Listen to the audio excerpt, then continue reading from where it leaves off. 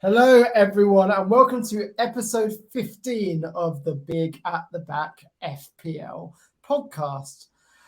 Mr. Higgins, how are you feeling right now? It's Tuesday evening. What's going through your minds? Well, it is Tuesday evening, and Villarreal have just gone 1-0 up against Liverpool. Just as we've started recording, 3 minutes into the game, and Villarreal have taken the lead. So that's cheered me up massively. Even though I do actually want Liverpool to go through, this could make it a more entertaining game of football now. But yeah, no. In all things non-FPL, I'm very well. I had a weekend full of sport. I played cricket on Saturday. I played football on Sunday. Then I went to the cinema on Bank Holiday Monday. So it was a very busy weekend. I'm just not ready for FPL chat. I'm just not ready for this. Don't want to do it. You can't make me. I think I have to make you. It's one of those weeks. I think you're feeling worse than me. I've just learned to suck it up and take the punches at this point. You've been on a high for a little while, so it's probably hitting you a bit harder. But talk me He's crashing back down. Yeah, I can see. And this week hasn't been either of our strongest, both of us suffering very similarly. Why don't you talk me through your week first? Oh, well. Where to begin? I guess we'll start at the beginning when I thought I was riding high for not captaining Mo Salah, and he got a 1-pointer. And I thought, you know what, this is it. This is going to be my week. I'm going to fly up the ranks again. Then KDB didn't start, who was my captain, who I brought in for Heung-min Son, who got 19 points. And and when you add to that, no Trent, where can I like Madison? Nothing.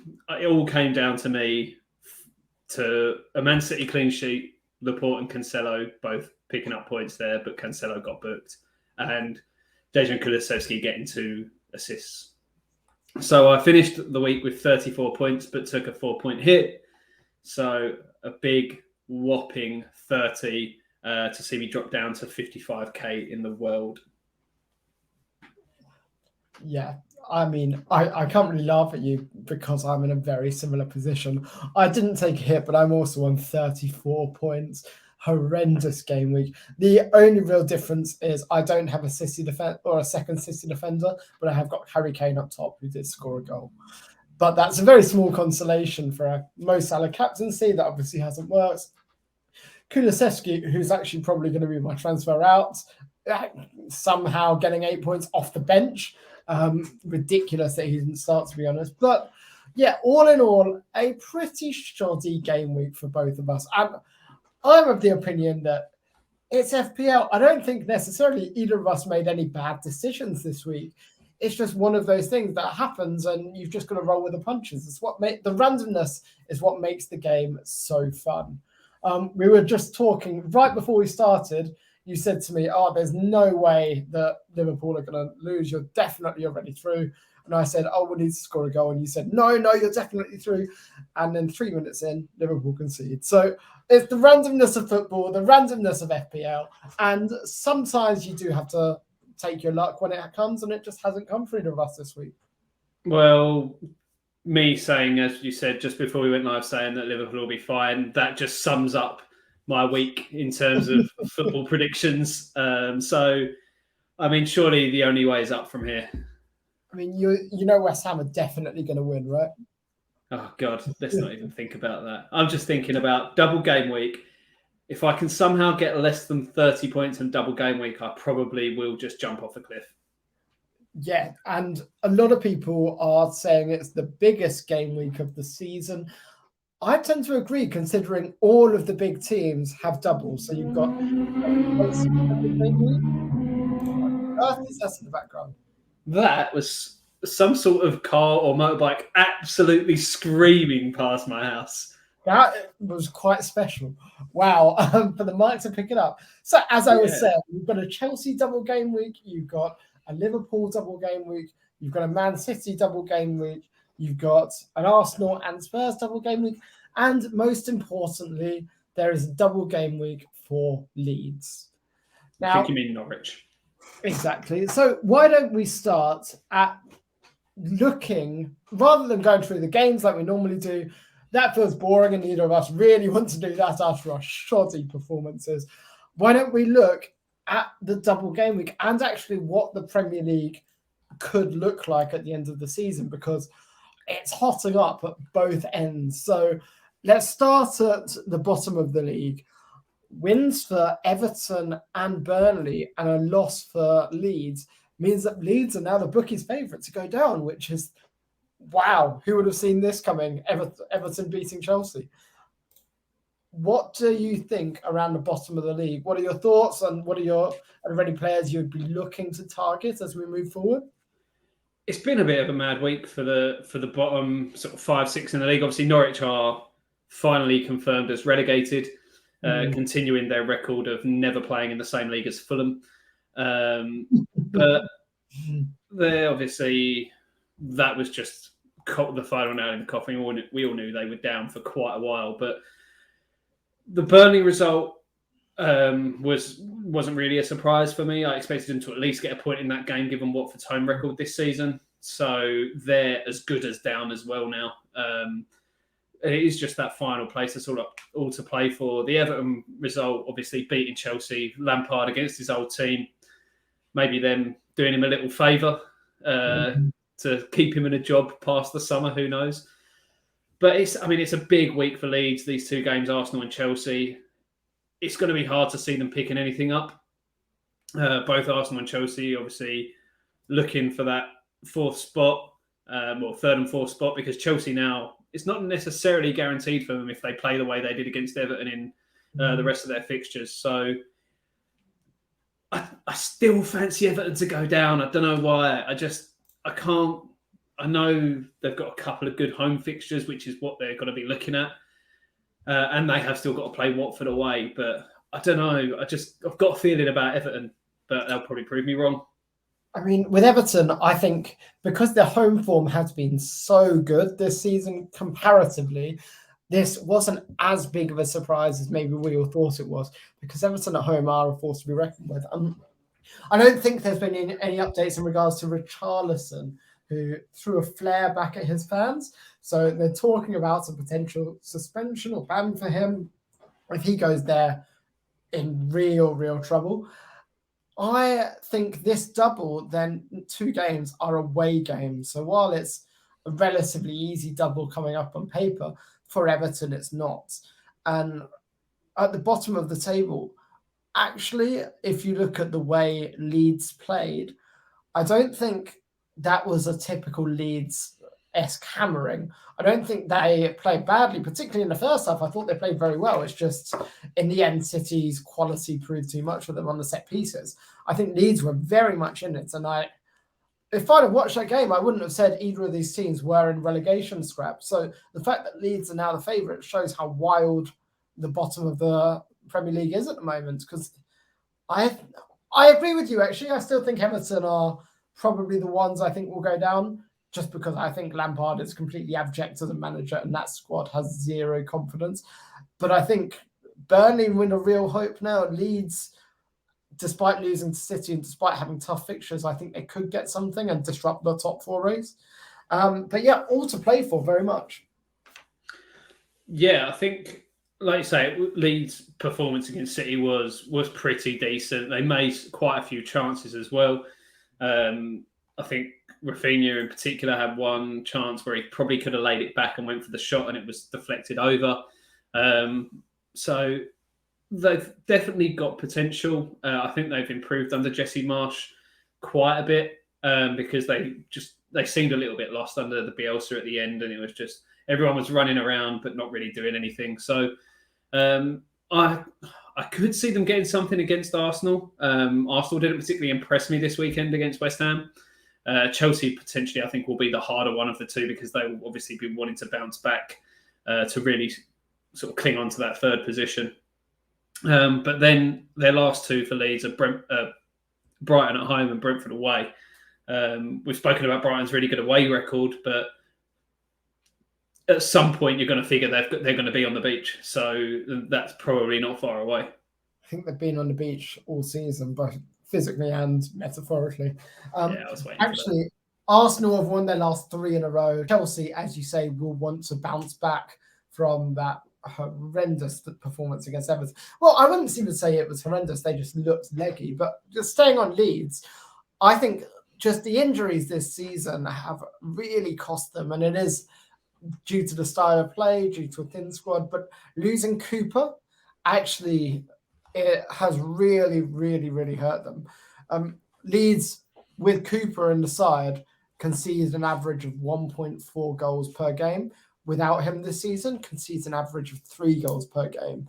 So he makes such a big difference in that defence. So not having him for the run-in and whether he's fit for the run-in is going to be what keeps them up or sends them down, I think, because he makes that much of a difference. And you can talk all you want about Bamford, about other players that have been injured, and Dallas and their huge injury crisis. I think Cooper is the one that holds that team together. Yeah, you can't argue with that, especially with that stat. But I think Calvin Phillips has been a big miss as well, just giving them a little bit more solidity in the central midfield, a bit more protection for their defence as well. So when he's gone, they've looked a little bit more open. But I think it just goes to show how well Burnley have done that we haven't even mentioned them as a possibility of going down now. I think under Mike Jackson, they've done incredibly well. They've won their last 3. In fact, in this game, when they went 1-0 down, it's the first time they've been behind since Dyche was sacked. So I think they're looking good. They've got the best goal difference of the teams that are really fighting for it now as well. So that's obviously going to play into their hands. So I think if you're going to look at any assets from any of these teams, it's going to be the Burnley ones. But it's a matter of who, because they seem to be sharing the goals around quite a bit. Yeah, I mean, I wouldn't advise going for any Burnley players. I actually think from an FPL standpoint, Everton are a team to have a serious look at, because that double in 37, Brentford have just played very badly against United. They could be on the beach. Crystal Palace are away, and we love Crystal Palace, but Everton at home are good.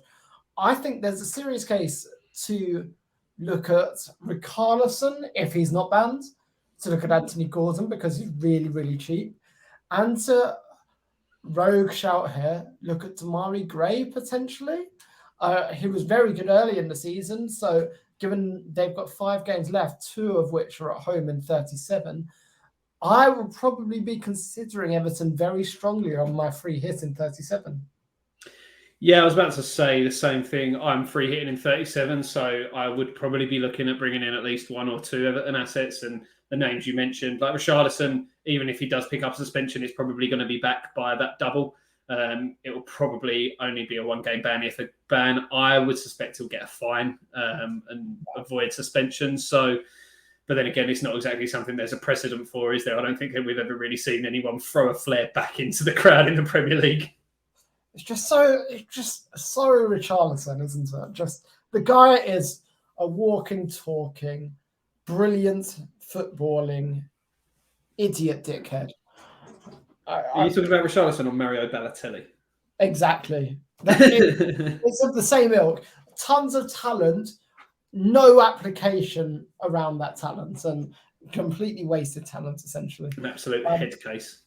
Yeah, completely. I mean, we all hate Richarlison. He's a very hateable player, but at the same time, you don't want that to be what sends Everton down. No, as much as I rip on Everton, I want this end of season relegation battle to be brilliant, and it has been so far. It's really fascinating. So I want whoever goes down to go down properly without all the rubbish around it. Just like in that title decider, I didn't want VAR to influence it. I don't want like bullshit to influence this relegation scrap. No, I think that's the way it's got to be. I think Burnley, even though they've won the last 3, that is essentially potentially new manager bounce, which could end at any point.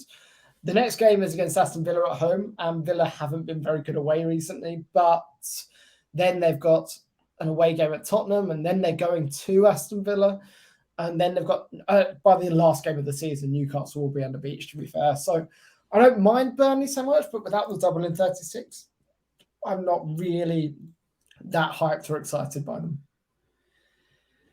Yeah, I don't know.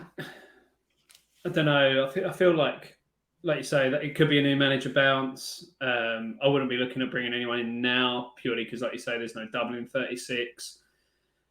You could argue maybe bringing someone in on a free hit on 37, but you're not exactly going to be loading up on the Maya. So maybe if it's just, I don't know, even someone like a rogue shot like Matej Vidra has looked quite good in the last couple of games when he's coming into that starting 11. And he's going to be very cheap. So potentially one to keep an eye on. But like I say, the goals are being really shared around. So 2 games against Villa could be interesting as well because they feel like a team that, again, are on the beach a little bit. They picked up a 2-0 win at the weekend, but that was against Norwich. So I don't think you can read too much into that one. No. And at the moment, I think, Villa are an interesting one because I would say they're probably an avoid from an FPL standpoint. I know they've got the double in 37, so I'll probably have a couple of my free hit, but I certainly won't be bringing any of them in for this big double for 36. You'd be crazy too. Well, a lot of people will still have Coutinho, but he hasn't done anything since game week 27.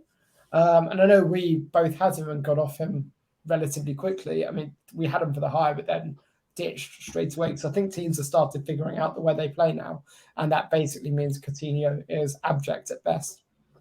How about bringing Luke Dean back in, Tom? He picked up 2 bonus points at the weekend. He must be really good. He must be the best player ever.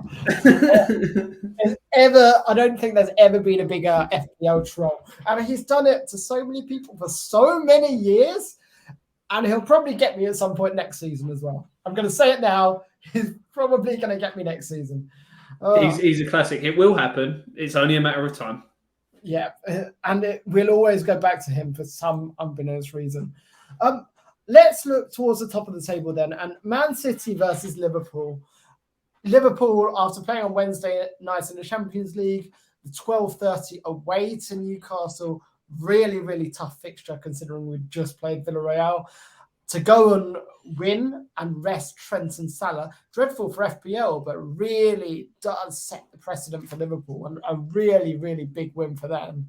I think for the double in 36, you need to have at least 2, if not 3, Liverpool assets. What are your thoughts? Definitely. I am currently annoyingly sat on only 2 and without really a way of getting a third. Unless I move off of De Bruyne, but can't see myself doing that at the moment. The other option, again, is to drop one of the City defenders, and I don't fancy doing that either, to be honest with you. So I could potentially move away from Reece James if I wanted to go to Robertson, but I just don't feel like wasting a transfer on someone that has already got a double this game week. Yeah. So I feel like it would be a waste. Yeah, I think that would be a waste, and that would be a little bit odd. I'm just looking as well. Diogo Jota started tonight against Villarreal, which means that Luis Diaz has a really, really good chance, I think, of starting both games in the double. As a differential shout, I quite like the idea of bringing in Luis Diaz for this week, and that's one of the options I'm considering. Yeah, I think like we said about him since he came into the league and he's hit the ground running. And like you say, without starting tonight, it feels like he's got a very good chance of playing a big part in this double. It was interesting you say about how the Liverpool game was obviously the early kickoff on Saturday after playing Wednesday night in the Champions League. It was announced today that the West Ham v Man City game on the 15th of May has been moved forward to 2:00 rather than 4:30, which was the original time slot, because it's 3 days before the Europa League final, which we could potentially be in. People started complaining on Twitter about this earlier, saying, "Oh, it's not good for the fans moving it this late notice." It turns out it was West Ham that requested the game be moved, but we actually requested it to be moved to the Saturday. But instead, they just moved it forward 2 hours. So. I mean, the Premier League scheduling team do not care about the clubs and do not care about the fans. The fans are the least important people. It's all about the money. Yeah, absolutely. Well, it's the TV companies, isn't it? Yeah. But on a lighter note then, let's talk about City, because here's the thing with City. One of their players is going to absolutely go wild. They've got a double of Newcastle at home and Wolves away. So one of their players, and it's going to be one of the forward options, is going to absolutely go off, and we're all going to look back and go, why didn't we get him? I think it may be Mahrez. Is that your punt of the week? It might be. It's one of the options. It depends. If he doesn't play at all tomorrow, he could be an option. Just like at the moment, my plan is to bring in Jesus and Brownhill for Weghorst and Kulusevski. But if Jesus plays tomorrow, then I won't be doing that. In which case, it could be Mahrez, it could be Luis Diaz. And I'm not sure which way to go at the moment, but those are the thoughts. I don't... Phil Foden, everyone always raves about him, but if Kulusevski has as many FPL returns this season as Phil Foden, Kulusevski joins in January. Phil Foden is unbelievably overhyped, a brilliant footballer, but really not a very good FPL asset. So I'm not bothering going near that. Jack Grealish, who knows if he's going to play. So I think it's got to be Sterling's woefully out of form and just you can't go near. So it's got to be Mahrez or Jesus. I can't afford De Bruyne without dropping Kane. Again, it's an option, but not what I really want to do. So can I just advise against dropping Spurs assets for Kevin De Bruyne? I feel like I'm uniquely placed to give this advice. Well, where are you standing on City assets then? Because you've got De Bruyne, you've got Cancelo. So where are you sitting on them at the moment? Oh, I'm sitting on a grenade. I've got De Bruyne, I've got Cancelo, I've got Laporte, so I'm sticking with them. I can't drop them now, having already taken a -4 to get De Bruyne in the first place. If I then went and dropped him, it would be suicidal. So I feel like I'm stuck. I can't really. I mean, if I was going to take a punt like you on an attacking player to maybe have a big haul, I don't know. I feel like I'm slightly tempted by Jack Grealish because I don't think he starts in the Champions League. I feel like Mahrez probably starts in the Champions League. Pep likes him in big games, and I feel like he could have a big part to play against Real Madrid. So I don't know. I'm just throwing Grealish out there because just throw shit at a wall and see what sticks. Yeah, and with City, it feels like if you play the roulette at the right time, you're going to go very well. But if you don't, you're in a bit of trouble. Yeah, definitely. But you just know this double game week, one of the City attackers is going to absolutely explode and get about 30 points. And it may be KDB. I don't think so, but it may be KDB. But I think looking at Mahrez, he's probably, in my opinion, the most likely to, more likely, I'd say, than Grealish. We'll see, though. We'll have to wait and see. Fucking hope it's KDB. Yeah, considering you're free hitting, you've only really got 2 game weeks to pay that -4 off, don't you? And it's now -4, -19 for Son's points as well. So, that's a big pain point. Speaking of Son then, because he absolutely went off again. He's been this player that's single-handedly destroyed my FPL season.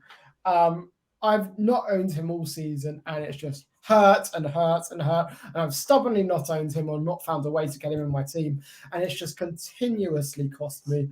But I feel like I'm very dug in now. I've got Kane in my team, so I can't go for Son. Kane versus Son is the age-old debate. But I was listening on another podcast, I can't remember what, but would it surprise you if Kane outscored Son on FPL by 20 points in the last 4 games of the season? Probably not for me. I think it is a coin flip, and at the moment, if I'm sitting on Kane, I can't really move to Son. As someone that's been hard burned by him, what are your thoughts on Spurs assets at the moment, and are you planning to move on them? Is there any thoughts there? I feel like I can't complain too much because Son has done me well over the past sort of 6 weeks or so, which has really seen the Son v Kane sort of fight over the last 6 weeks is what's pushed me up as you've been going down. So I can't complain too much. It's obviously just this 1 week that really hurt. But no, I like obviously a tricky double for them in 36 of Liverpool away and Arsenal at home. like obviously Arsenal are not in the best form, but that game, North London derby with 4th place potentially riding on it, is going to be like the biggest game of their season. Kane's got a pretty good record against Arsenal as well, so you could easily see him getting something there. And then Burnley at home and then finishing up with Norwich away. That could be a massacre on the last game of the season. Yeah. So yeah, like it wouldn't surprise me, like it has been throughout the season. It's a coin flip between them, and you could one week you could easily see one of them going off, the other one blanking, and vice versa. I'm not really planning on bringing anyone back in just because of the way my squad is at the moment. I've still got Kulusevski there, so he'll stay for the rest of the season, I'd imagine. Yeah, I'm actually thinking Kane's probably going to be my captain for the last week of the season for 38, which is why the moving Kane out move today has just fallen by the wayside. So I was looking at Kane and Kulu or Madison out for KDB plus a striker, but no other strikers really seem very good. Look at other teams to talk about then. Chelsea. Now, Chelsea. Mason Mount being probably the only player that's looked good in the past few weeks. What are your thoughts on Chelsea and where are you standing with them at the moment? Oh, they're just winding me up at the moment, to be honest with you. Like, obviously, not having Alonso hurt last week, as he got his massive points haul, having Reece James not starting and then just not keeping any clean sheets. They don't look anywhere near as solid at the back as they did. So it feels like the big at the back as we were, even though I am still big at the back, just in a different way, just doesn't feel like it's going to pay off as much. You're relying on for attacking returns now more than you are so defensive returns. And they still have that ability with their wing backs getting on. But James just hasn't looked as dangerous as he did a few weeks ago and then prior to his injury. So, like I say, Mount's the only one that's been getting any attacking returns. I don't really see any investability up top. So I'm probably going to stick with James for at least this week. I would imagine he will probably stay in for my free hit purely because it's Leicester at home and they are well and truly gone in the Premier League. Their eggs are all in the Conference League basket. So, but I'm in no rush to get anyone else in. Yeah, I mean, I am big at the back with 3 Chelsea. So I've got James, Alonso, and Rudiger. I don't hate Alonso as a captaincy option this week. And it's a completely ridiculous idea. I get that. I understand that. But they play Wolves at home and Leeds away. Is it so ridiculous that it could save my season?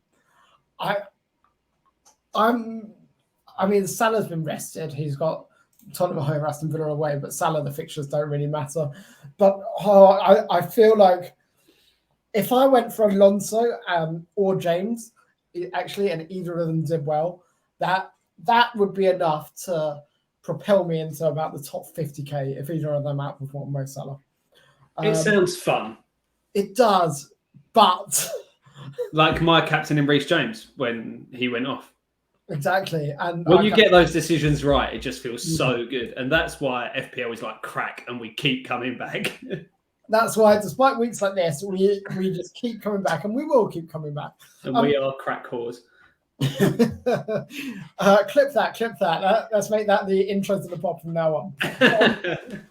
Looking now at the back three, I think really good could be on a chopping block. He could go this week, potentially for Laporte or I don't know, even a cheap defender to free up funds in the midfield. How would you feel about Nathan Ake?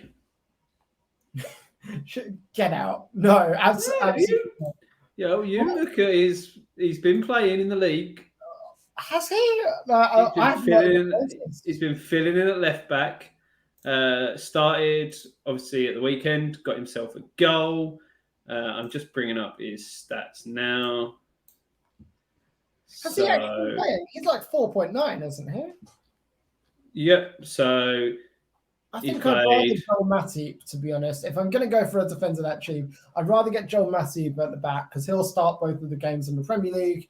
I think Matip has probably feels like a more appealing option out of the two because Matip is 5. Yeah, but that's less fun. True. But I think I'm sorely tempted to captain Alonso or James instead of Mo Salah this week. And I think it could really pay off or it could really, really, really hurt. I feel like you should do it. A lot of people brought in Havertz as well, who had very predictably been the player that you always said he was. I was just before my time when I made that statement. I knew what was coming. He was leading us all into a full sense of security by scoring a few goals and then reverted back to his true self. He was so bad against Everton as well. I thought Mount, again, I called it, he doesn't perform unless he's against the really, really bad teams. And to be fair, Wolves and Leeds really aren't very good at the moment. So perhaps Mason Mount could go off this double game week. Maybe we're all sleeping on him a bit. But yeah, I don't think you go near Chelsea attacking wise. Rudiger's off to Real Madrid by the looks of things as well. Yeah. So that club is in mild turmoil. And you've got to say, Tuchel, has he been overachieving in the past year or so with this squad of players? Because they really don't look very good at the moment. It's strange. Like Tuchel came in, obviously was fantastic that first sort of 6 to 8 months, whatever it was, won the Champions League. So you can't argue with his record. And he has got a good track record of getting the best out of his players. It's easy to blame it on the uncertainty around the club's future, the sale, Rudiger obviously leaving. There's a couple, especially the thing with Rudiger is wages and him wanting to be paid a lot more because, you look at the importance he has in that side and you compare his wages to, say, someone like Lukaku, who's on an absolute ridiculous amount of money for what he's doing for that side. It's understandable that he wants more money. To put even further down it tonight, there's a story coming out this evening about Roman Abramovich attempting to restructure the sale of Chelsea to regain his £1.5 billion loan that he put into the club, which will probably block any sale going through because he's sanctioned at the moment. So that could add an extra layer of uncertainty around the club, which could potentially bleed through to the on-field performance. I, for one, am shocked that a guy with all of his assets frozen, who's lived as a billionaire, suddenly wants to find a way to get money. I'm shocked. I could not believe it. I'm absolutely flabbergasted. Who could have seen it coming? And you know what? Couldn't happen to a nicer fan base. I would not argue with that at all. Cool. Before we start digging Chelsea fans too much for being the worst fan base in the world, let's talk about the other clubs, because Chelsea are very much in the top 4 race now, and if they're not careful, they could find themselves slipping down. So I think they will have something to play for. But they're on 66 points. Arsenal on 63, Spurs on 61. United have played 36 games, are only on 58. So I think we can probably rule United out of that top 4 race. But Arsenal are a very interesting one because they've won 3 games on the bounce. Saka looking great. Anyone else from Arsenal you think is worth looking at or worth targeting for this double? Well, obviously, I brought in Nketiah in, which went really well for his 1 point. He looks good, though. If you watch the game, he actually looks promising. He had a couple of really good shots. Probably mildly unlucky to not be in the score sheet. Yeah, he did. He forced Fabianski into a couple of good saves. So I don't think it's a bad shout for someone like him, especially if he's going to be playing most of the time, which it looks like he will be between now and the end of the season, especially as it looks like Lacazette's probably going to be going back to France. I wouldn't look necessarily at any of their defensive assets, despite both of their goals coming from centre-backs at the weekend. You're not going to be getting that every week. You're playing against the West Ham side with basically one defender. So, yeah, their fixtures are all right. They've still got Leeds, and then they have Everton at home last game of the season, which could be a big one. But then you're going to expect Everton are really going to have something to play for in that game. Obviously, Arsenal probably will do as well. But those are the sorts of games at the end of the season where anything can happen and it's really unpredictable. Yeah. I'm really looking forward to that. That's a really exciting football match. Last day of the season as well. Good Oh, one for us to watch when we go out for some beers. yeah, absolutely. And you've also got Leeds versus Brentford. Leeds could very much get something that game. Liverpool will probably beat Wolves. City will probably beat Villa. Is there anything else? Spurs have got Norwich. That's going to be brutal. Newcastle, Burnley, they again could be relegation sort of Yeah, connotations on that one. That was yeah. the game like about 8 to 10 weeks ago. Everyone was like, that's going to be the game on the last day. And now they're like, Newcastle are like completely safe and Burnley Yeah. are looking pretty safe as well. Yeah, absolutely. Well, if we're looking at that, then I think Arsenal are. You put them as your favourites to get top four. I still think Spurs will do it. I think the North London derby Spurs will prove to be the better side. And I think this young Arsenal squad, when they've got pressure coming on them, they will buckle. I think Spurs under Conte, providing he hasn't got his head turned, will be enough to pinch that top four spot away. Yeah, I don't know. It's really hard. I think Arsenal will probably just hold on to it, but I think there's a couple of twists and turns still to go. Just I don't know. The last two Spurs games before, obviously the Leicester game, which again, like a Leicester side that were very much had their attentions elsewhere. Yeah. In the two games previous to that, Spurs didn't have a shot on target. So, I mean, yes, they could have. This could have sort of brought them out of that by scoring a few goals and making some chances. But when you look at their next few fixtures, are those teams going to be as sort of naive and switched off as Leicester were? Liverpool, no. Arsenal, no, obviously not. Like this, it feels like this double will sort of really define the race for fourth place for me. Yeah. As a Liverpool fan, I'm genuinely terrified of that Spurs game. I think Spurs have everything to play for. The way they play is a direct counter to the way Liverpool play. I think our style plays very much into their styles. 2-0 to Villarreal. Oh, no. Oh, this could be and bloody brutal. It's Coquelin that's got the goal. Oh. Game on. 40 minutes down. They're back on level terms.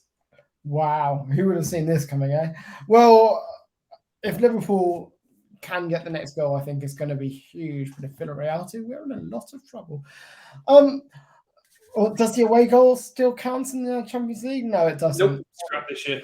Interesting. The last thing we want is this to go to extra time. Oh, just close it out in 90 minutes, Jurgen. Come on. Okay, well, that sadness aside, let's talk about a couple of teams to avoid. Leicester, I've got Schmeichel, who I'll keep, but I've got Maddison, and actually, Maddison is probably going to come out, and it's the tastiest double you could possibly ask for, but I just don't think he's going to play in both the games. So James Maddison is not a good enough single game week player in my mind to keep when every big team is playing a double. I want 11 doublers, particularly as I don't have a bench boost. Now, you've got Maddison. What are your thoughts on him? I'm probably going to keep him. Like you say, they're very much focused on Thursday's game in the Europa Conference League. It is the juiciest double you could ask for, which is probably why I'm going to keep Maddison, because even in one of those games, he could potentially get a couple of assists or a goal or anything like that, purely because it's one very poor team in Norwich, regardless of form and location, and Everton, who are terrible away from Goodison Park. So it wouldn't surprise me if, yes, he probably might not play in the first game on Sunday, which is directly after the Conference League. But there is then a bit of a break before any more European fixtures. There's a couple of weeks. So it wouldn't surprise me if he plays in that Norwich game at home, which is quite good potential for some points. I think Schmeichel is a safe bet, although they're not going to be keeping many clean, or they haven't been keeping many clean sheets. These two are games that you could be backing them, and he's still been playing in all their games. He's their captain, so it's not like West Ham, for example, where they've been rotating keepers. Schmeichel's the lead keeper, and that's not changing anytime soon. Yeah, agreed. Another team, not really, well, I say not worth looking at this week. They don't have a double, but Crystal Palace play Watford at home. And next week in game week 37, they've got a double of Aston Villa and Everton, which is a really good double for them. I think Crystal Palace are really worth investing in if you're not on a free hit in 37. I think they're a really exciting team at the moment. Zaha is great and probably where I'd go at the moment, considering it's the last few weeks. But that's a really exciting opportunity as well. What do you think? I agree. I've got Mateta in at the moment, and I was looking at sort of my plans for transfers for this upcoming game week, and I feel like he's going to stay in purely because there's no other options really in the striking department that are going to be any better than him in that price range with the fixtures he's got. I have a name to throw at you. Double game week, Denny. No. Last 3 games, he's got to go on first. No. His games at Everton, who they play away, and Crystal Palace. Denny for the double, one week punt. No. No. I'm not doing it again. I'm not going back there. I've had a shit enough week already with FPL. I'm not then bringing Emmanuel Denny in. What do you think I am? Some sort of psychopath? And at 37, they play Leicester, who don't care. No, not having it. Not buying it for a single second. I mean, seriously, he's about 6 million, and he could be a really, really good punt for these last couple of games. You don't want him against Chelsea, but then you just bench him, and that's last week of the season. I don't think I can even afford him. I think I'm around the 5.5 bracket. So okay, yeah, I don't know. I could be tempted, is what I'll say. If I'm bringing in a City midfielder, even Bernardo or someone or Grealish, then I could be tempted to go Weghorst to Denis, and I think I can make that work. So I'm just going to say him once, and that's it. We're going to cease discussion on Denis, and if he doesn't perform, we'll leave it for the rest of the season. From your perspective, West Ham, Jared Bowen, you're playing Norwich next. Anything to say there, do you think, or is it just not worth it with the Europa League going on? It's going to be a really tricky one to call. Obviously, we rotated a lot this week just gone with the game coming up on Thursday. When it gets to Sunday, it's not as though we then have another game the following Thursday. So we haven't got to worry about that. We haven't got a double either, so we've got the whole week off. It's potential that it wouldn't surprise me if he does play and we go out quite strong against Norwich. There's always the potential of extra time on Thursday as well. So it's really hard to see and know how many minutes the players are going to have in their legs.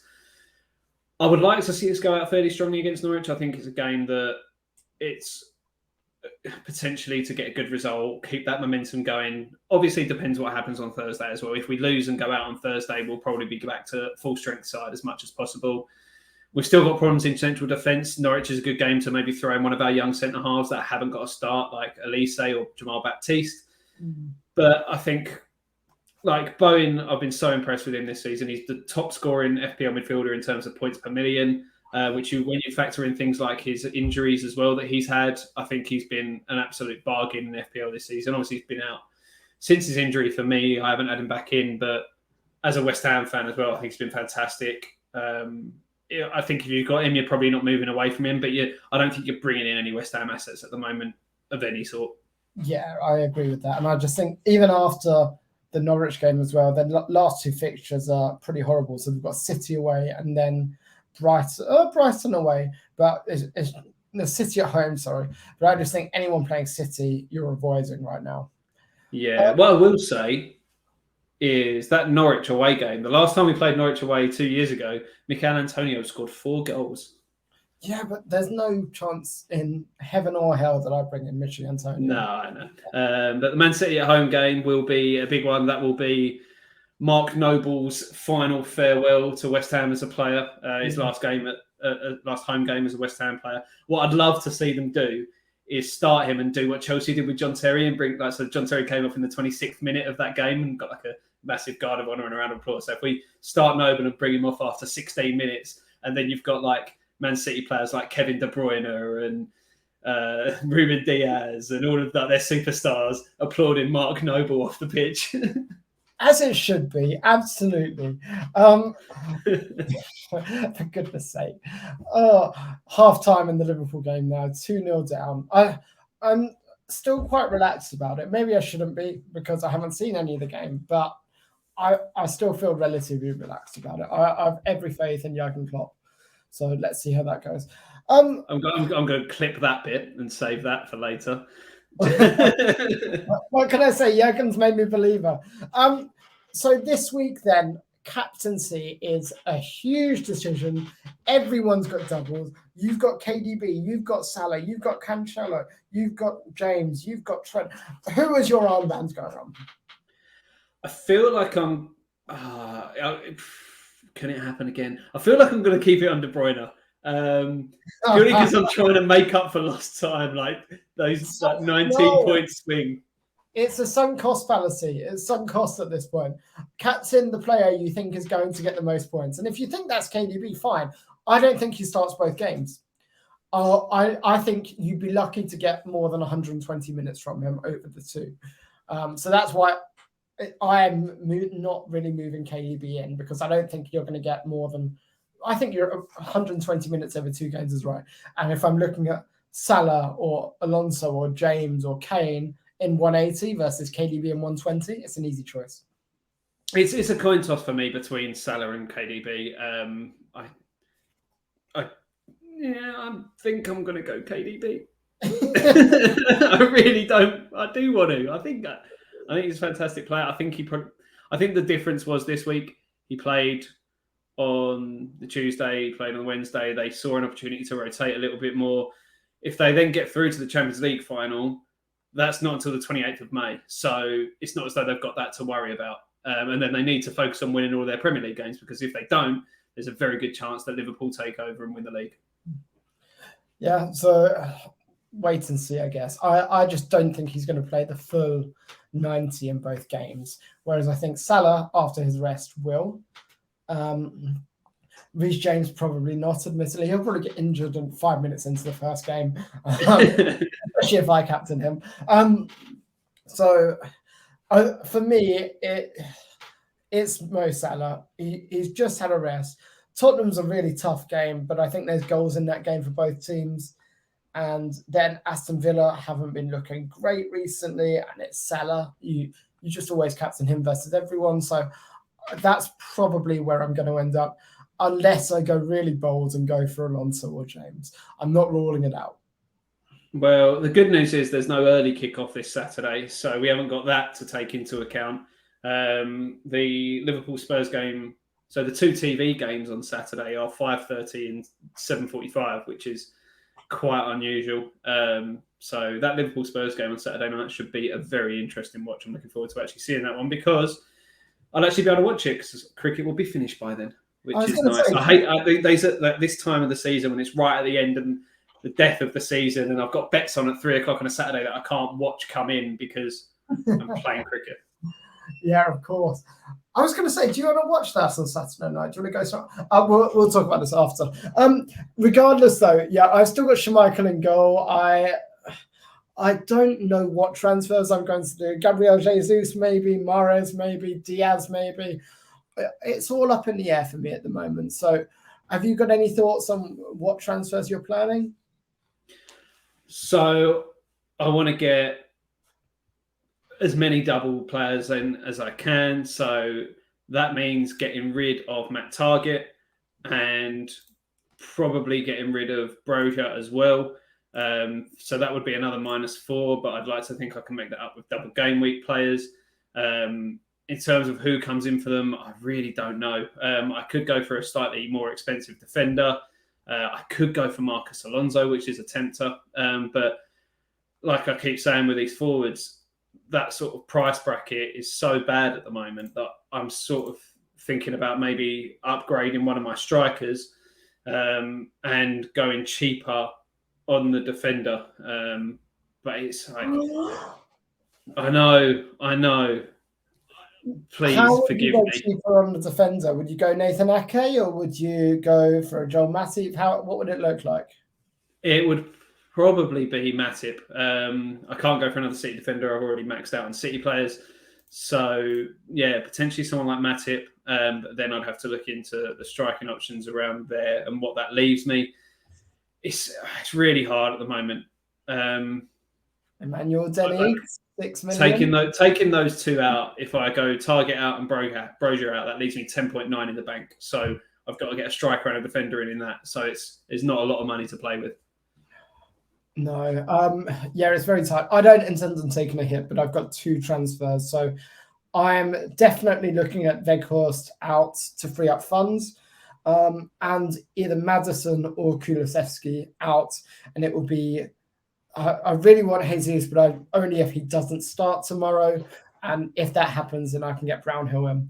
But Brownhill, obviously, I'd be on the bench because I don't have my bench boost. Are you playing your bench boost in 36 still? I certainly am. So if I go with those two out in and bring in other players that are doubling, that will give me a 14 out of 15 players doubling. So at the moment it's Ramsdale, Trent, James, Cancelo, Laporte, Kulusevski, De Bruyne, Salah, Saka, and Nketiah, Mateta, Sarr, Madison, and then I've got Brozier and Target in there. So it's looking good for a double. Hopefully I can make up a bit of ground there that I lost last week. I mean, surely I can get more than 30 points with this. You'd hope so. Surely. But then look how my bench boost did. So let's not make assumptions. Cool. Well, that is it for this week. Obviously, we didn't really speak about the game we've just gone because it was very painful, but lots to look forward to. I'm going to go now and watch the second half of the Liverpool game with my hands over my face, most likely. And next week, I know it's a big double game week, but I think because we're at the end of the season, we'll probably check in with another podcast on Monday or Tuesday with an update on how we're both doing. Half the games will be done by then. And I look forward to see what we're liking for the final run-in, which is including our 3 hits. So we'll look forward to speaking to you all next week. Any last words, Matt? That sounded really ominous then. Last words. Any yes. final thoughts? Yeah, hopefully by this time next week, we'll all be a little bit happier with how FPL is going. Obviously, get in touch with us on Twitter. We are at Big at the Back. I'm at Higgins92. Tom is at Tom Madden92. Don't forget to like, subscribe if you can. It would really be appreciated. Leave us a comment on YouTube. And even a rating on Spotify or wherever you get your podcasts. Yeah, it would be great to hear from more of you. We're pushing towards 250 followers on Twitter. That's our next goal. Yeah. Remember in the good old days when we were pushing towards 100, leapfrogging it for weeks. It doesn't feel that far away, to be honest. One bad tweet from me and we're right back there. No, we appreciate everyone that's listening and continuously listening and giving feedback every week. And if you know anyone that's as bad as us at FPL, share this with them. We'll look forward to speaking to you all next week. Come and interact with our complaining on Twitter and have a good game week, everyone.